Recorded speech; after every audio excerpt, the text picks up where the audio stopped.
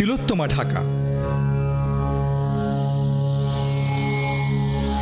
বৃদ্ধা গাঙ্গিনী নদী বর্তমানের বুড়িগঙ্গা।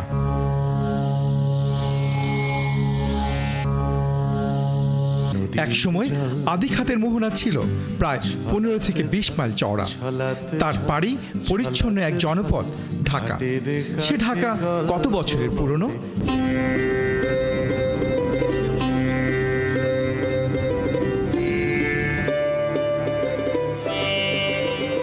ওয়ারী বটেশ্বর থেকে ঢাকা কত দূর?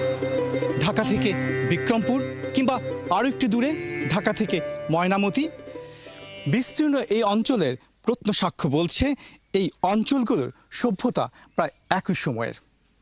আমরা রয়েছি ওয়ারী বটেশ্বর দুর্গনগরীর প্রাচীরের কাছে। আমার পেছনে যে প্রাচীরটি রয়েছে সেই প্রাচীরটি ক্ষয়িষ্ণু প্রাচীর, এবং সেই প্রাচীরটি যেই মাটি রয়েছে লাল মাটি, এবং সেই লাল মাটির উপর গড়ে ওঠা এই দুর্গ প্রাচীর সাক্ষ্য দিচ্ছে এই অঞ্চলের সভ্যতা প্রায় 2500 বছরের পুরনো।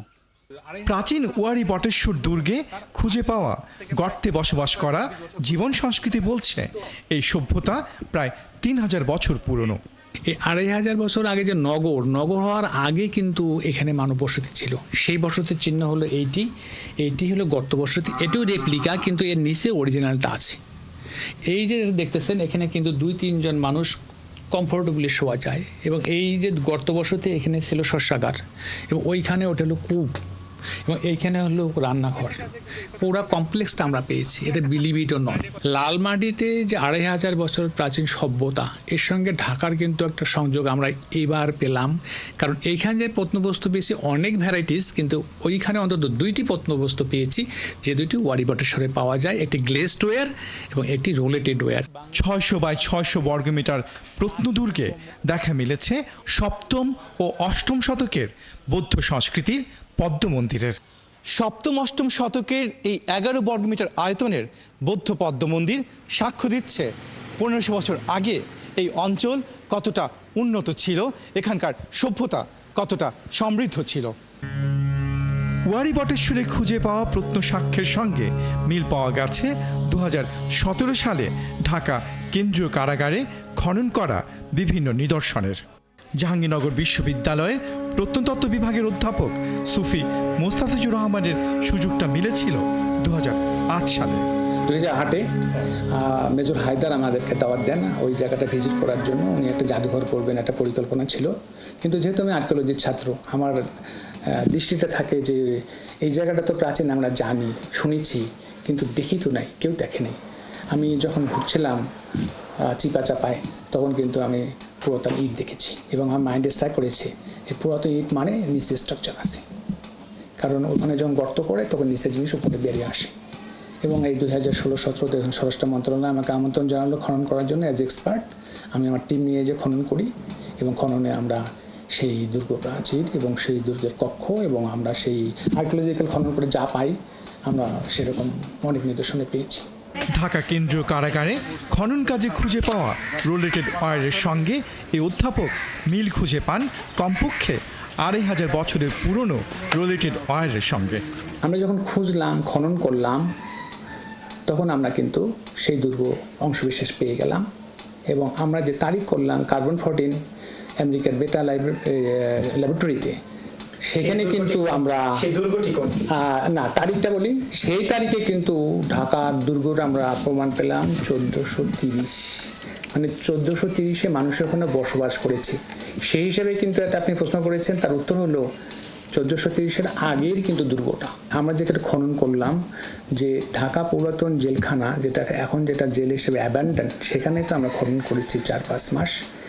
সেই খননে যে ইটের দুর্গ প্রাচীর, অংশবিশেষ, কক্ষ, নালা, কূপ এবং প্রত্নবস্তু আমরা পেয়েছি।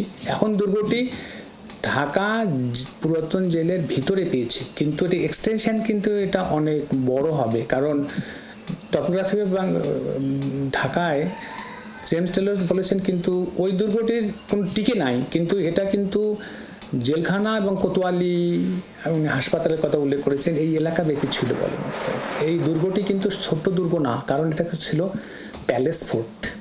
এই যে গ্লেজটা দেখছেন, এটা আমরা ওয়ারিবাটাসার পেয়েছি, মাস্তানগারে পেয়েছি। একই গ্লেজটার আমিরাতে পাওয়া গেছে, একই গ্লেজটার মুম্বাইয়ে পাওয়া গেছে, একই গ্লেজটার আপনি উড়িষ্যাও পাচ্ছেন। এটা সব আদি ঐতিহাসিক। আপনাকে বললাম আদি ঐতিহাসিক মানে খ্রিস্টপূর্ব 6th সেঞ্চুরি থেকে খ্রিস্টাব্দ 6th সেঞ্চুরি প্লাস মাইনাস একই গ্লেজটার আমরা এখানে পাচ্ছি। তাহলে এই যুক্তিতে এটা 2500 বছর।